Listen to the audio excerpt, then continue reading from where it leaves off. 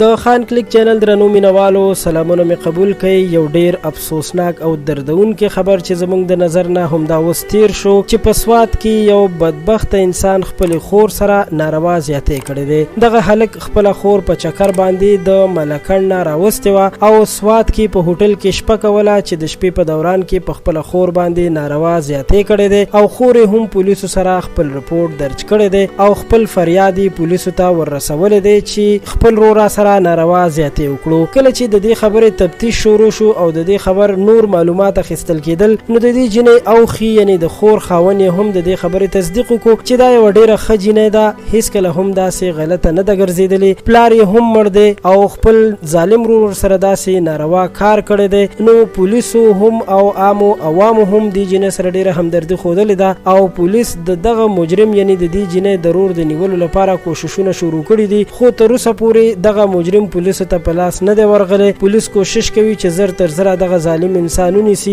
او د قانون منګولو کې ورته سخته سزا ورکړي. قدرمنو دوستانو، یقینا چې دا یو ډیر دردونکی خبر دی چې نن سبا درونو نه خویندې هم نه دي محفوظې او داسې ناروا زیاتي ورسره کوي. موږ هم د حکومت نه غوښتنه کوو چې دې ظالم ته دې هیڅکله هم معافي نه ورکوي او سخته نه سخته سزا دې ورته ورکړي چې د نورو خلکو لپاره د عبرت یو نشان جوړ شي. ډیره مننه کوم ستاسو ټولو چې د دې ویډیو تر اخره را سره پاتې شوئ. زموږ چینل در سره هم سبسکرایب کړئ چې د خان کلیک راتلونکي ویډیوګانې تاسو ته په وخت ورسي. تر بیا د لوی الله پامان.